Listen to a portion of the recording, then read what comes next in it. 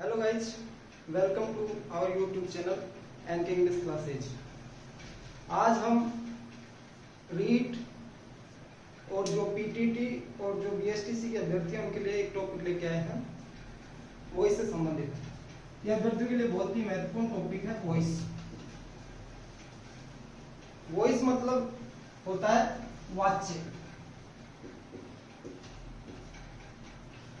तो वो वाच्य स्टूडेंट्स दो प्रकार का होता है। एक होता है एक्टिव, एक होता है पैसिव।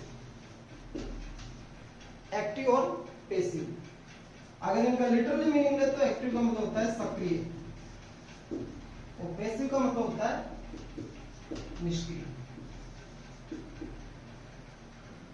अब एक्टिव और पैसिव ये सामान्यतः हम जब स्पोकन इंग्लिश का यूज करते हैं तो उसमें इनका यूज नहीं होता, लेकिन ग्रामेटिकल रूप से इनका बहुत यूज है और प्रत्येक कंपटीशन में इनसे संबंधित सवाल पूछे जाते हैं। एक्टिव होता है एक्टिव सेंटेंस। एक्टिव वॉइस का सेंटेंस सामान्य सेंटेंस होता है, जैसे सब्जेक्ट, हेल्पिंग वर्ब, ऑब्जेक्ट। इस प्रकार के सेंटेंस को हम एक्टिव वॉइस का सेंटेंस कहते हैं। और जो पैसिव वॉइस का सेंटेंस है उसमें क्या होता है कि जो ऑब्जेक्ट होता है, ऑब्जेक्ट के ऊपर जोर देके जब किसी कार्य को किया जाता है तो वो पैसिव वॉइस का सेंटेंस बन जाता है। लेकिन किसी भी कंपटीशन एग्जाम में इस प्रकार से कोई प्रश्न नहीं पूछा गया है। सीधा पूछते या तो आपको एक्टिव से वॉइस पैसिव वॉइस बनाने के लिए पूछा जाएगा या फिर पैसिव वॉइस से एक्टिव वॉइस। मोस्टली पूछते हैं एक्टिव वॉइस से पैसिव वॉइस। तो एक्टिव वॉइस से पैसिव वॉइस बनाने के लिए हमें तीन चीजों की आवश्यकता होती है।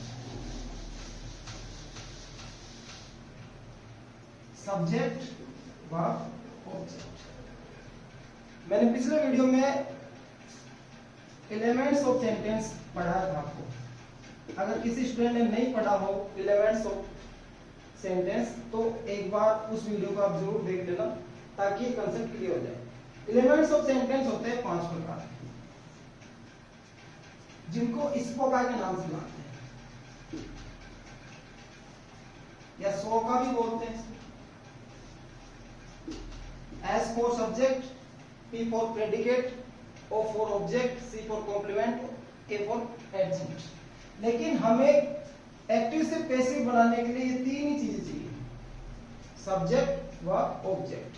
अर्थात पैसिव वॉइस बनाने के लिए ऑब्जेक्ट का होना अति आवश्यक है, मोस्ट इंपोर्टेंट। अगर किसी सेंटेंस में ऑब्जेक्ट नहीं है तो उस सेंटेंस का हम पैसिव वॉइस नहीं बना सकते।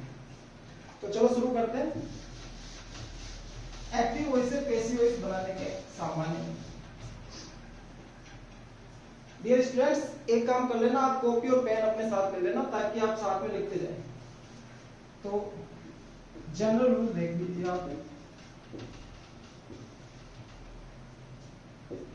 एक्टिव से पैसिव बनाने के जनरल जो पहला नियम है वो ये है कि एक्टिव वॉइस से पैसिव वॉइस बनाते समय जो सब्जेक्ट है सेंटेंस का, सब्जेक्ट को ऑब्जेक्ट में बदल देते, यानी सब्जेक्ट की जगह ऑब्जेक्ट और ऑब्जेक्ट की जगह सब्जेक्ट, ऑब्जेक्ट की जगह सब्जेक्ट।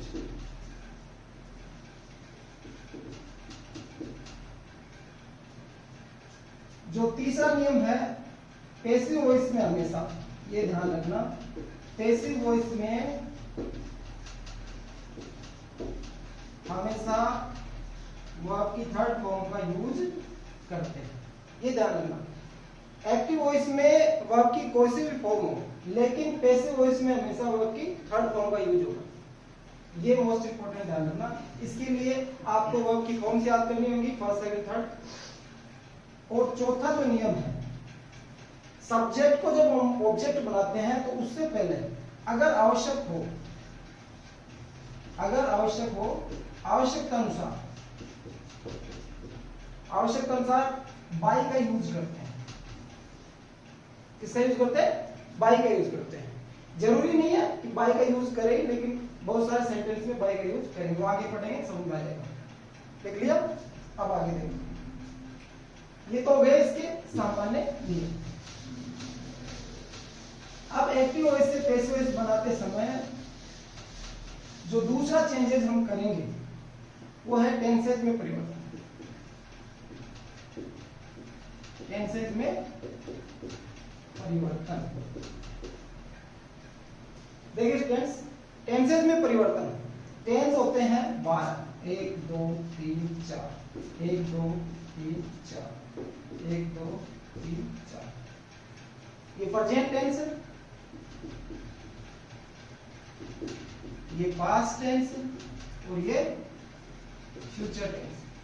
अब देखो प्रेजेंट, पास्ट, फ्यूचर, फ्यूचर वैसे कंसेप्ट होता है टाइम कंसेप्ट, लेकिन हम मान लेते हैं वैसे तो प्रेजेंट और पास्ट ही महत्वपूर्ण है। अभी प्रेजेंट का simple, present simple, present continuous, present perfect और प्रेजेंट परफेक्ट कॉन्टिन्यूअस।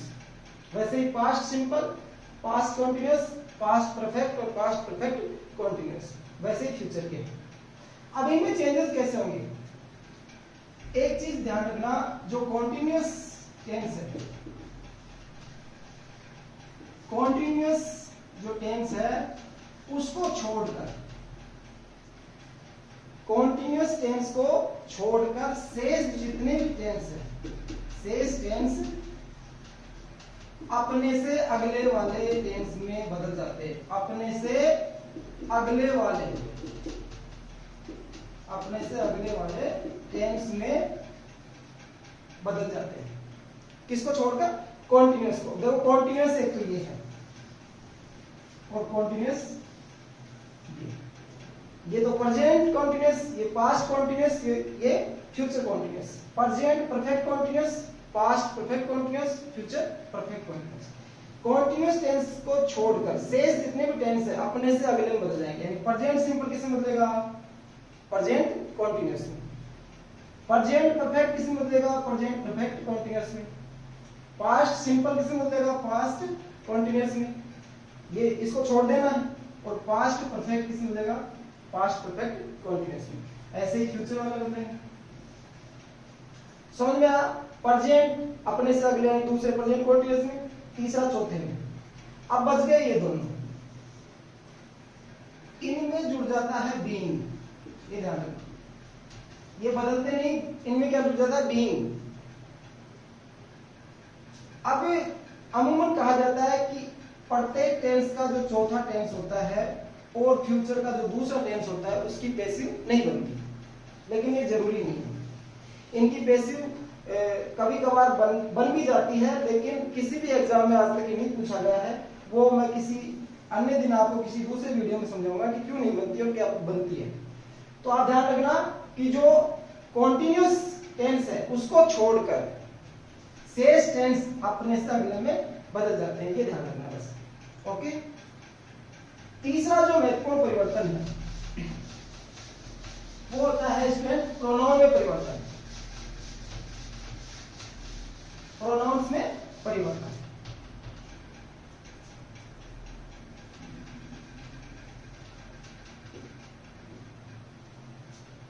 प्रोनाउन में परिवर्तन, देखो प्रोनाउन में परिवर्तन सीधा कंसेप्ट है कि जो सब्जेक्ट है उसको हम ऑब्जेक्ट में बदल रहे हैं। तो एक्टिव में जैसे आई होगा तो आई का ऑब्जेक्ट क्या होगा? मी। अगर वी होगा तो वी को किसमें बदल देंगे? अस में। अगर यू होगा, यू का ऑब्जेक्टिव भी यू होता है। अगर ही होगा तो ही में बदल जाएगा। अगर सी होगा तो किसमें बदल जाएगा? हर में। अगर इट होगा तो इट का ऑब्जेक्ट भी इट होता है। और दे होगा तो दे को किसमें बदलेंगे? दे में। ओके, ये प्रोनाउन में परिवर्तन होते हैं। अब हम बनाते हैं पहले, सबसे पहले सिंपल सेंटेंस की पैसिव वॉइस। पैसिव वॉइस में ज्यादा कुछ भी नहीं है, आपको सिंपल बस ये रूल्स याद करने हैं और चुटकियों में आप पैसिव वॉइस बनाओगे। जैसे सी राइट्स एन नोवेल। अब देखो स्टूडेंट इस वाक्य को देखो, सी राइट्स एन नोवेल। मैंने बताया था कि पैसिव वॉइस बनाने के लिए हमें सिर्फ 3 चीजों की आवश्यकता होती है, एस वी ओ। और मैंने ये भी बताया था किसी भी हिंदी सेंटेंस की अंग्रेजी बनाने के लिए सामान्य सूत्र क्या होता है, subject plus helping verb plus object plus other. तो इसमें सबसे पहले हमें देखना ये तीन चीजें ढूंढनी है। सबसे पहले सब्जेक्ट मिल गया, सब्जेक्ट, फिर हेल्पिंग वर्ब है ही नहीं, याद करो मैंने बताया था हेल्पिंग वर्ब दो ही टेंसेज में नहीं होती। कौन कौन से टेंसेज में नहीं होती, दो टेंसेज, एक तो प्रेजेंट सिंपल और एक पास्ट सिंपल। इनका जो अफर्मेटिव सेंटेंस होते हैं, अफर्मेटिव सेंटेंस इनके प्रेजेंट सिंपल के और पास्ट सिंपल के। अगर प्रेजेंट सिंपल होगा तो V1 या तो आपको वर्ब की फर्स्ट फॉर्म मिलेगी या फिर उसके एस, ईएस या आईईएस, ये तो किसका पहचान होगी, प्रेजेंट सिंपल की। और अगर पास्ट सिंपल होगा तो V सेकंड यानी वर्ब की सेकंड फॉर्म मिलेगी। देखो इसमें राइट क्या लगा हुआ है, एस, एस लगा हुआ मतलब वर्ब की फर्स्ट फॉर्म प्लस एस, तो कौन सा टेंस हुआ है, प्रेजेंट सिंपल।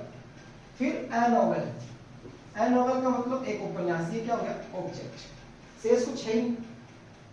अब हमें इसका पैसिव वॉइस बनाना है, तो पैसिव वॉइस बनाने के लिए वही नियम, सामान्य नियम में याद करो, मैंने क्या लिखा है आपको कि ऑब्जेक्ट को सब्जेक्ट बना देते हैं और सब्जेक्ट को ऑब्जेक्ट बना देते हैं। ऑब्जेक्ट क्या है, ए नोवेल, ए नोवेल बन गया सब्जेक्ट, ए बड़ा हो जाएगा क्योंकि ये सेंटेंस का सब्जेक्ट हो गया, ए नोवेल। फिर मैंने बताया कि सामान्य सूत्र क्या है, सब्जेक्ट फिर क्या आएगी, हेल्पिंग वर्ब, फिर क्या आएगी वर्ब, फिर आएगी ऑब्जेक्ट, फिर हेल्प। तो हेल्पिंग वर्ब देखो ये कौन सा टेंस हुआ, present simple. Present simple passive voice में किसमें बदलता है, अपने से अगले, मतलब प्रेजेंट कॉन्टिन्यूअस में। प्रेजेंट कॉन्टिन्यूअस की साइकिल क्या होती है, इज, एम, आर। अगर सिंगुलर होगा तो इज का यूज करेंगे, आई होगा तो एम का यूज करेंगे और आर बहुवचन के साथ। तो ये क्या है, सिंगुलर, इसलिए क्या आएगा, इज, ए नोवेल इज। अब उसके बाद में देखो सब्जेक्ट हो गया, हेल्पिंग वर्ब हो गई, फिर वर्ब की थर्ड फॉर्म, क्योंकि पैसिव वॉइस है तो वर्ब की कौन सी फॉर्म काम आएगी, थर्ड। राइट की थर्ड फॉर्म क्या होती है, written, a novel is written. फिर क्या करेंगे, सब्जेक्ट को ऑब्जेक्ट में बदलेंगे। अभी बताया था सी किस में बदलेगा, हर में, सी किस में बदलेगा, हर में। लेकिन उससे पहले क्या जोड़ेंगे, बाई, तो क्या हो जाएगा, बाई हर। एक बार फिर से देख लो, सब्जेक्ट ऑब्जेक्ट का क्या हो गया, सब्जेक्ट ए नोवेल। फिर प्रेजेंट सिंपल है तो किसमें मिलेगा, प्रेजेंट कॉन्टिन्यूअस में, साइकिल क्या हो गई, इज। वर्ब की third form by plus subject, तो बाई सी का क्या हो जाएगा, हर। दूसरा सेंटेंस देखो,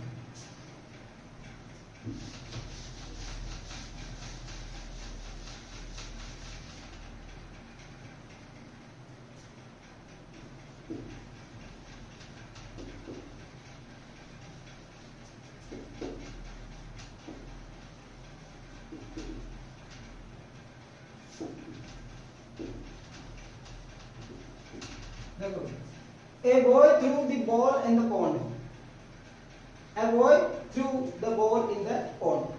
सबसे पहले हम देखेंगे ये क्या है, सब्जेक्ट, ये क्या है, वर्ब, ये क्या है, ऑब्जेक्ट, और ये क्या है, एडजेक्ट। एडजेक्ट कह दो भले इसको क्या कह दो, अदर, शेष कह दो, ये शेष पार्ट है, और शेष पार्ट जहां है वहीं का वहीं आ जाएगा। हमें तो क्या चाहिए, एस वी ओ। ऑब्जेक्ट को क्या बनाएंगे, सब्जेक्ट, तो सब्जेक्ट में क्या जाएगा, द बॉल। ओके, अब देखो इसमें टेंस ढूंढना है। मैंने बताया कि दो ही टेंस ऐसे होते हैं जिनमें साइकिल का यूज नहीं होता, वो होता है प्रेजेंट सिंपल का सकारात्मक वाक्य और पास्ट सिंपल का सकारात्मक वाक्य। थ्रो थ्रू ये वर्ब की कौन सी फॉर्म है, सेकंड फॉर्म। सेकंड फॉर्म है इसलिए ये टेंस फॉर्म हो गया पास्ट सिंपल। पास्ट सिंपल किसमें बदलेगा, पास्ट कॉन्टिन्यूअस में, और पास्ट कॉन्टिन्यूअस की साइकिल क्या होती है, वाज और वर। एक वचन के साथ वाज का, बहुवचन के साथ वर का। द बॉल क्या है, एक वचन, इसलिए क्या आएगा, वॉच। द बॉल वॉच, फिर वो वर्ब की third form, throw threw thrown. Okay, the ball was thrown by a boy by F Y, और शेष जो बच गया ऐसे कैसे लिख दें, इन द ऑड। ये तो सकारात्मक वाक्य का एक्टिव से पैसिव हो गया। अब कॉन्टिन्यूअस में देखते हैं, प्रेजेंट कॉन्टिन्यूअस में। उससे पहले इनके सहायक क्रिया का भी देख लेते हैं एक वाक्य, जिससे आपको दिक्कत नहीं होगी। अब सकारात्मक वाक्य में सहायक क्रिया का यूज नहीं होता, लेकिन नकारात्मक में होता है, जिसे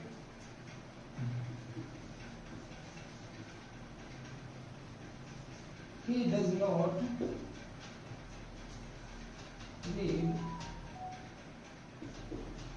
the storybook।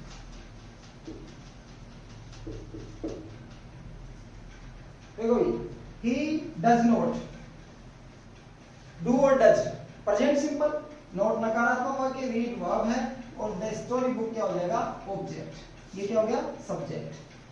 तो सबसे पहले ऑब्जेक्ट को सब्जेक्ट बनाएंगे, तो ऑब्जेक्ट को सब्जेक्ट बनाएंगे तो द स्टोरी बुक पहले आ जाएगा, the story book. Do does present simple, सामान्य सी बात है, किसी में लगेगा प्रेजेंट कंटीन्यूअस में is am are, the story book is. अब नॉट है नकारात्मक, तो नकारात्मक रहेगा, इजंट, इज नॉट कर सकते हैं, इजंट कर सकते हैं, एक ही बात है। रीड, इसकी थर्ड फॉर्म क्या होगी, सोचो, रीड की तीनों फॉर्म सेम होती है, फर्स्ट सेकंड थर्ड फॉर्म तीनों क्या होती है, सेम होती है। रीड, रेड, रेड, तो इसकी थर्ड फॉर्म क्या होगी, रेड। फिर बाई प्लस सब्जेक्ट, बाई क्या, बाई प्लस ही का क्या हो जाएगा, हिम, बाई हिम। ओके, अब कॉन्टिन्यूअस जो टेंस है उसमें देखते हैं।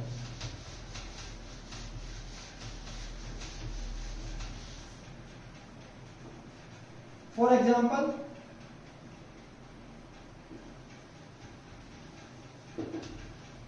Salini is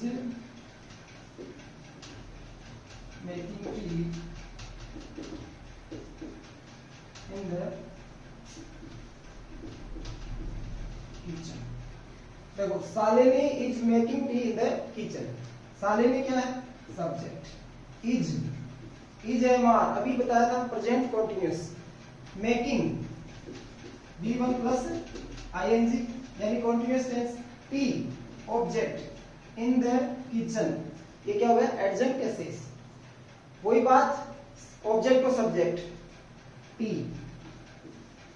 ओके, टी के बाद में सहायक क्रिया, प्रेजेंट कॉन्टिन्यूअस किस में बदलेगा, प्रेजेंट कॉन्टिन्यूअस बदलेगा नहीं, इसमें क्या जुड़ जाएगा, बीइंग।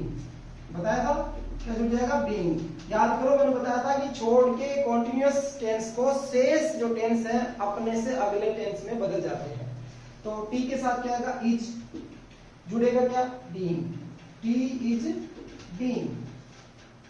फिर थर्ड फॉर्म, मेक की थर्ड फॉर्म क्या होती है, मेक की थर्ड फॉर्म होती है मेड। कई स्टूडेंट कर देते हैं MEKED, ये गलत है, ध्यान रखना। मेक की थर्ड फॉर्म मेड होती है। T is being made by plus subject, by Shalini, by Shalini, और शेष जो बच गया इन द किचन, ऐसे कैसे लिखते हैं। Okay, concept clear. अब इसके अलावा देखो,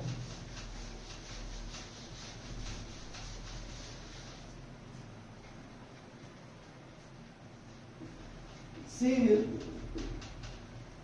dance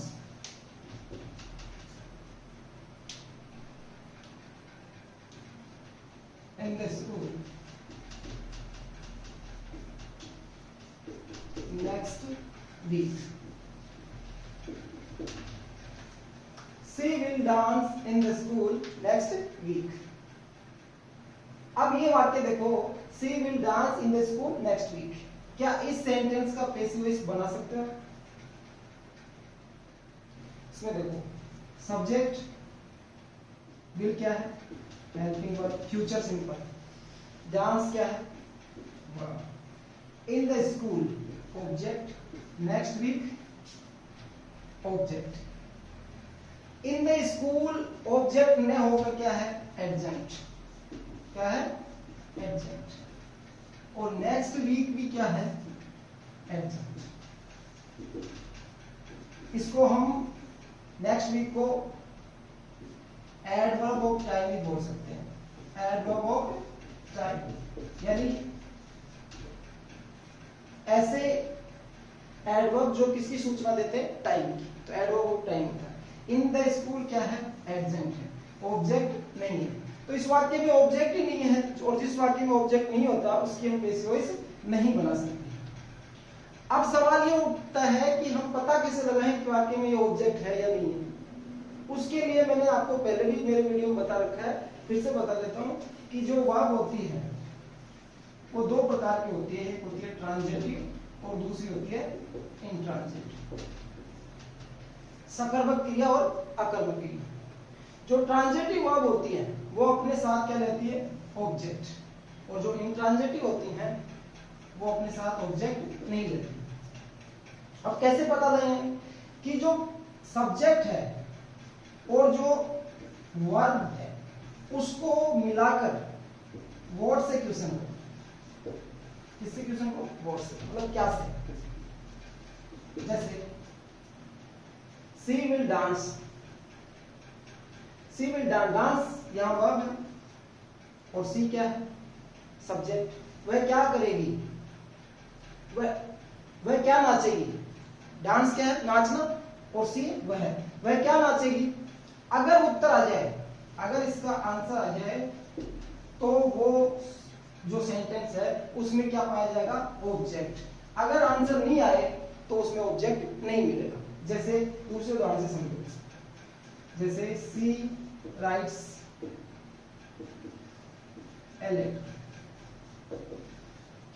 राइट वर्ब है, सी सब्जेक्ट है, वह क्या लिखती है, ए लेटर। उत्तर आया, उत्तर आया तो मतलब ये क्या हो गया, ऑब्जेक्ट, और ये कैसी क्रिया है, ट्रांजिटिव। लेकिन वह क्या नाचेगी, इसका कोई उत्तर नहीं है, तो ये क्या है, इंट्रांजिटिव। तो ये ध्यान रखना, जैसे birds fly, birds fly in the sky, birds fly in the sky, पक्षी आसमान में उड़ते हैं। अब बर्ड्स पक्षी, ये क्या है, सब्जेक्ट, फ्लाई क्या है, उड़ना, ये क्या है, वर्ब। इनसे मिला के पसंद करो, पक्षी क्या उड़ते हैं, तो ये फ्लाई क्या है, इंट्रांजिटिव वर्ब। यानी ऐसी वर्ब्स जो अपने साथ ऑब्जेक्ट नहीं लेती हैं वो इंट्रांजिटिव वर्ब्स कहलाती है और उनसे पेसिव वॉइस नहीं बनता है। ओके, अब देखते हैं unimportant subjects, unimportant subjects.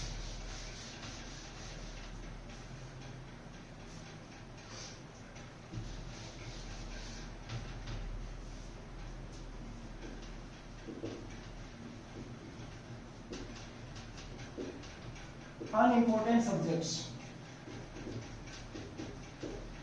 Unimportant subjects मतलब वो ऐसे सब्जेक्ट जिनको ऑब्जेक्ट के रूप में बनाने से पहले या नहीं बनाने से पहले बाय का यूज नहीं करते हैं, बाय का यूज नहीं करते हैं। अर्थात ऐसे सब्जेक्ट जिनको ऑब्जेक्ट में, बाय प्लस ऑब्जेक्ट में नहीं बदला जाता है। कौन कौन से, देख लो, दे, समवन,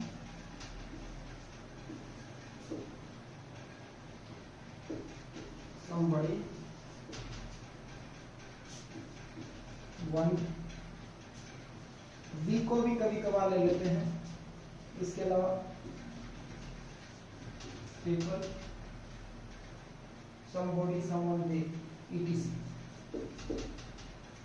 ऐसे सब्जेक्ट जो जिनको हम बाई प्लस ऑब्जेक्ट में नहीं बदलते वो क्या कहलाते हैं, अनइम्पोर्टेंट सब्जेक्ट्स।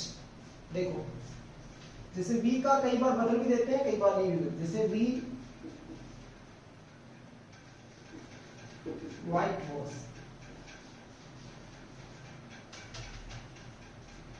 ये इसको क्लीन भी कर सकते हैं।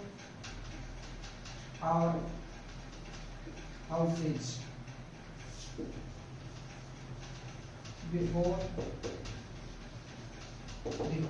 इस सेंटेंस को देखो, we whitewash, whitewash का मतलब सफेदी करना, क्लीन मतलब सफाई करना, और हाउसेज यानी हमारे मकानों की, हमारे घरों की हम सफाई करते हैं बिफोर दिवाली, दिवाली से पहले। अब देखो ये जो वी है, अगर हम इसको पैसिव वॉइस में बदलेंगे कि हमारे घरों की सफाई हमारे द्वारा दिवाली से पहले की जाती है, तो हमारे द्वारा बताने की क्या जरूरत है, हमारे घरों की सफाई हम ही करेंगे। तो यहाँ पर जो बी है वो क्या हो जाता है, अनइम्पोर्टेंट सब्जेक्ट। क्यों हो जाता है, क्योंकि ये अंडरस्टूड बात है, ये बताने की आवश्यकता नहीं कि मेरे द्वारा मुझे नहलाया जाता है। अब मैं बच्चा तो हूं नहीं, मैं अगर कोई मेच्योर पर्सन ये कहे कि मेरे द्वारा मुझे नहलाया जाता है, तो ये एक तरह से ग्रामेटिकल रूप से और प्रैक्टिकल रूप से इनकरेक्ट सेंटेंस हो जाता है। इसलिए यहाँ पे जो वी है ये क्या है, अनइम्पोर्टेंट सब्जेक्ट। तो ये जो इसमें बाई प्लस अस का यूज हम नहीं करेंगे। देखो इसका हम पैसिव वॉइस बनाएंगे तो देखो subject white wash verb, clean verb. इसके अलावा आवर हाउसेज ऑब्जेक्ट, सफाई हम क्या साफ करते हैं, हमारे मकानों को, तो ऑब्जेक्ट है। और ये जो शेष है, तो सबसे पहले इसका ऑब्जेक्ट का subject our houses, our houses. Okay, कौन सा टेंस है, आप गेस करो कौन सा टेंस है। वर्ब की फर्स्ट फॉर्म में तो प्रेजेंट सिंपल है, किसी में देगा प्रेजेंट कंटीन्यूअस में। अब आवर हाउसेज सिंगुलर है या प्लूरल, तो प्लूरल के साथ क्या आएगा, आर। Our houses are. इसकी थर्ड फॉर्म प्लेन, इसकी भी ईडी लग जाएगी, वाइट वॉश्ड, क्लीन। अब देखो बाई प्लस अस नहीं लगाएंगे, डायरेक्ट क्या हो जाएगा, बिफोर दिवाली, बिफोर दिवाली। अब इसमें देखो दिवाली से पहले हमारे घरों की सफाई की जाती है, बन गया पैसिव वॉइस। अब ये बताने की जरूरत नहीं है कि हमारे द्वारा की जाती है। दूसरा वाक्य इसमें अगर समझ में नहीं आया तो वीक का एक और सेंटेंस देखते हैं। वीक का एक और सेंटेंस देखो आप।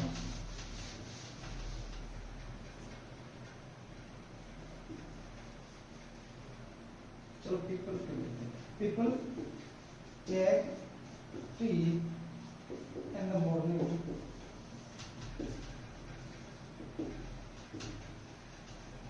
ऑल ओवर द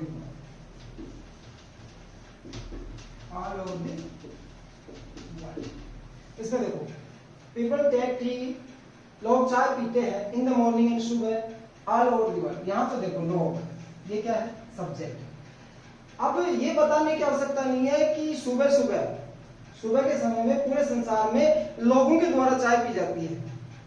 अगर हम ऐसे कहें कि पूरे संसार में सुबह सुबह चाय पी जाती है तो सेंटेंस सही है। ये बताने की आवश्यकता नहीं है कि लोगों के द्वारा चाय पी जाती है, क्योंकि चाय लोग ही पियेंगे, जानवर तो चाय पीते नहीं है। तो इस हिसाब से पीपल क्या हो गया, अनइम्पोर्टेंट सब्जेक्ट। तो इसमें वो देखेंगे सब्जेक्ट, टेक, वर्ब, ऑब्जेक्ट। बाकी तो जैसे है ऐसे कैसे आ जाएगा, टी को लेंगे अपन, ऑब्जेक्ट को सब्जेक्ट, टेक वर्ब की फर्स्ट फॉर्म में इसलिए क्या आएगा, is, third form take, taken, और शेष ऐसे टेकन। अब देखो कंपटीशन एग्जाम में प्रश्न पूछे जाएंगे कैसे आप, वो आपके लिए सबसे महत्वपूर्ण बात है। आपके 9th क्लास में एक चैप्टर है, एक टॉपिक है सब्जेक्ट वर्ब कंकॉर्ड या सब्जेक्ट वर्ब एग्रीमेंट के नाम से। तो पैसिव वॉइस को समझने से पहले आपको उसको समझना पड़ेगा, उसको समझने के बाद में आपको correct form of the verb का टॉपिक पढ़ना पड़ेगा। Correct form of the verb, इन दो टॉपिक्स को क्लियर करने के बाद में आपको पैसिव वॉइस का टॉपिक देखना है। तो ये बहुत इजी टॉपिक है, कभी इस पे वीडियो बनाएंगे। हम देख लेते हैं कैसे एग्जाम में क्वेश्चन आते हैं। देखो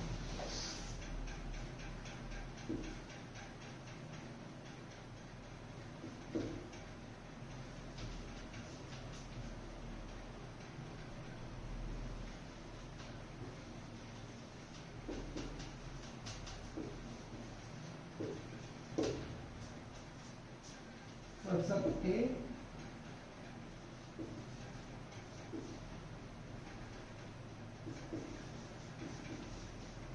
ऑप्शन बी,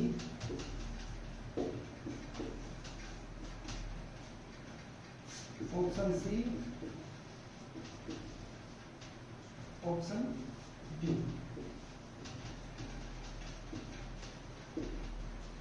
एक तो सीधा सेंटेंस देके पैसिव वॉइस बनवाते हैं, और दूसरा जो क्वेश्चन आजकल आते हैं एग्जाम में ऑब्जेक्टिव टाइप इस प्रकार से आता है।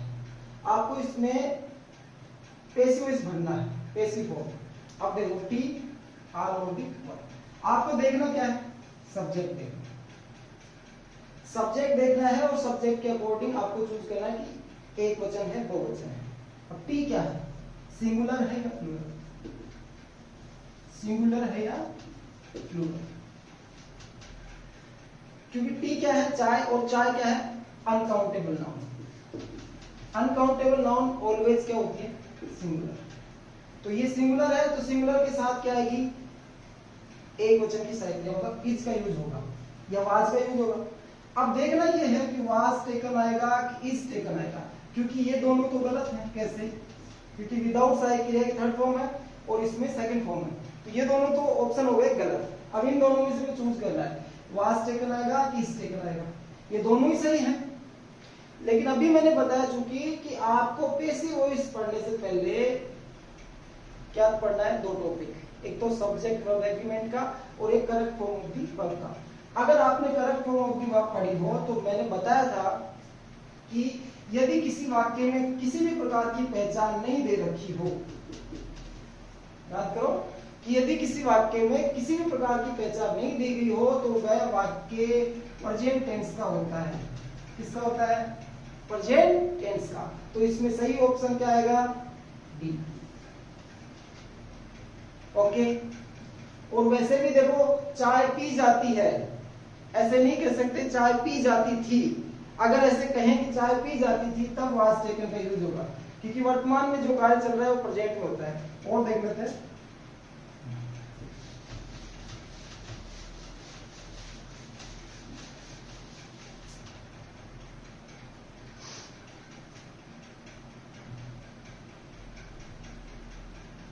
दूसरा क्वेश्चन देखो,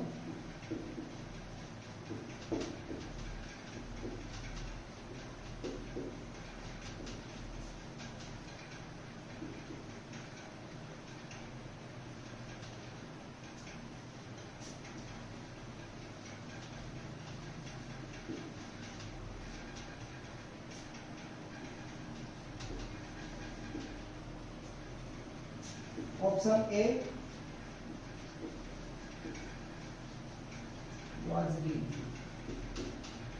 option B is read, option C is being read, option D was being read। इस वाक्य में देखो, when I entered the room a newspaper खालिस्तान बाई बार। अब इसमें क्या आएगा, देखो सारे ऑप्शन सही है, was read, is read, is being read, was being read. तो इसमें आपको देखा हो कि मैंने एक रूल बताया था कि यदि किसी वाक्य में वहन हो, वहन के एक तरफ पास्ट सिंपल टेंस पर रखा हो तो दूसरी तरफ पास्ट कॉन्टिन्यूअस टेंस आएगा।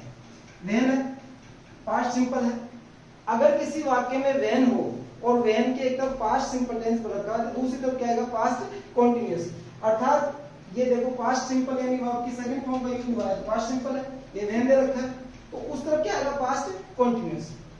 तो यहां पर अगर ये साधारण वाक्य होता तो क्या होता, पास्ट कॉन्टिन्यूअस। ओके। अब मैंने बताया पास्ट कॉन्टिन्यूअस को हम पैसिव में भरेंगे तो किस में बदलेगा, बीइंग जुड़ जाएगा उसमें। तो पास्ट कॉन्टिन्यूअस प्लस बीइंग देखो किसमें है, इसमें नहीं है, इसमें नहीं है, इसमें नहीं है, तो इसका उत्तर क्या है, was being read। तो आपको पैसिव वॉइस, आशा करता हूं कि पैसिव वॉइस का कॉन्सेप्ट समझ में आया होगा। इसके अलावा पैसिव वॉइस के ऊपर हम एक और वीडियो बनाएंगे जल्दी। आज के लिए इतना ही, थैंक यू। और हाँ, अगर आप इस चैनल पर नए हैं तो प्लीज चैनल को सब्सक्राइब कर देना और ज्यादा से ज्यादा शेयर करना। Thank you very much.